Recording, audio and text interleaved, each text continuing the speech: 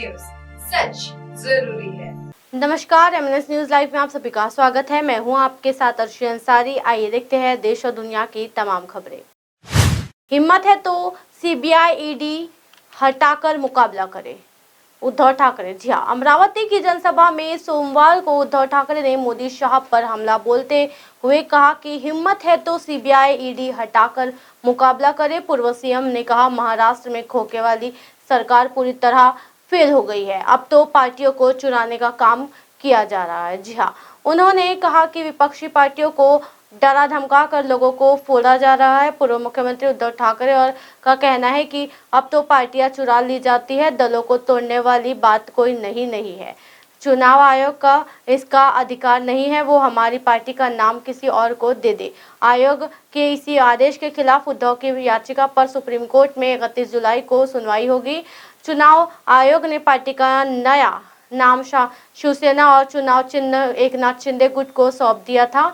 आयोग नई इस संबंध में 17 फरवरी को आदेश जारी किया था। पूर्व सीएम उद्धव विदर्भ में थे। मीडिया से बातचीत में उन्होंने कहा कि पार्टी का नाम शिवसेना उनके दादाजी यानी केशव ठाकरे ने दिया था, किसी को यूं ही चुराने नहीं देंगे। एनसीपी के चुराए जाने और महाविकास आघाड़ी के टूटने के बाद अब उद्धव का वंचित बहुजन आघाड़ी से गठबंधन का प्लान है। ये वंचित बहुजनों का एक गठबंधन है जिसके अध्यक्ष प्रकाश आंबेडकर है।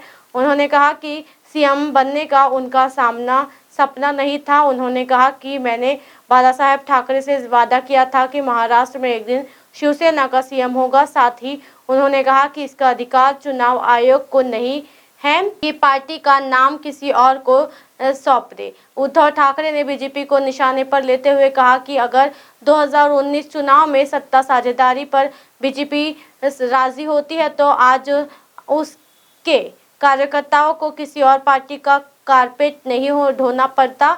एक बार फिर उन्होंने दावा किया है कि इस पर पहले ही सहमति बन गई थी, हालांकि बाद में बीजेपी मुकर गई। चुनाव से पहले बाकायदा अमित शाह इस पर राजी हुए थे। राजनीतिक जालसाजी का जवाब देगी कांग्रेस। महाराष्ट्र के नेताओं से बैठक के बाद बोले मल्लिकार्जुन खड़गे। जी हाँ, महाराष्ट्र में विपक्षी दलों की मुश्किलें कम होने का नाम ही नहीं ले रही है।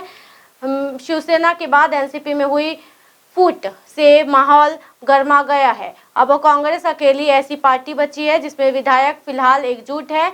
ऐसे में पार्टी को बगावत का डर सता रहा है। इसी को लेकर दिल्ली में एक बड़ी बैठक बुलाई गई जिसमें महाराष्ट्र के तमाम बड़े नेता शामिल हैं।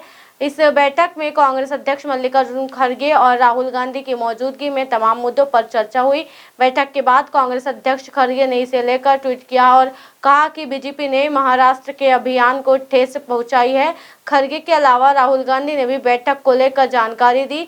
जालसाजी का दिया जायजा जवाब खड़गे। जी हाँ, विधायकों पर मंडराने खतरे के बीच महाराष्ट्र कांग्रेस की दिल्ली में हुई बैठक को लेकर मल्लिकार्जुन खड़गे ने ट्वीट करते हुए लिखा, भाजपा ने अपनी वॉशिंग मशीन का इस्तेमाल कर महाराष्ट्र के स्वाभिमान को ठेस पहुंचाने का काम किया है। कांग्रेस पार्टी इस राजनीतिक जालसाजी का बराबर जवाब देगी। महाराष्ट्र की जनता भाजपा द्वारा किए जनादेश पर लगातार हमला का कड़ा राजनीतिक उत्तर देगी। हमारे नेता और कार्यकर्ता महाराष्ट्र की जनता को उनको अपनी सरकार वापस दिलाएंगे। हम महाराष्ट्र की जनता के मन में अपनी जगह हमेशा से बनाए हुए हैं।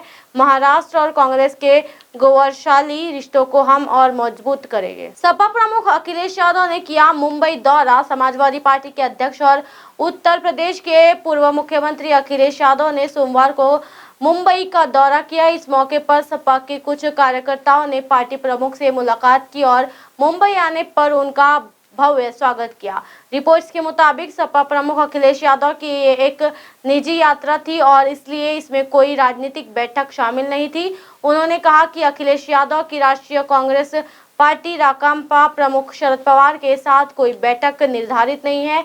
पवार भारतीय जनता पार्टी यानी भाजपा से मुकाबला करने के लिए विपक्षी दलों को एकजुट करने की कोशिश कर रहे हैं। जी हाँ, सपा अधिकारियों ने कहा यादव की यात्रा निजी थी और उन्होंने किसी राजनीतिक कार्यक्रम में भाग नहीं लिया। मुंबई के कुछ पार्टी कार्यकर्ताओं ने उनसे उस होटल में मुलाकात की जहां वो आज ठहरे थे। इसी तरह की दिन भर की तमाम बड़ी खबरों से फिर कर आएगी आपका रूबरू। तब तक के देखते रहिए MNS न्यूज नेटवर्क। मेरे साथ यानी अर्शी अंसारी के साथ नमस्कार।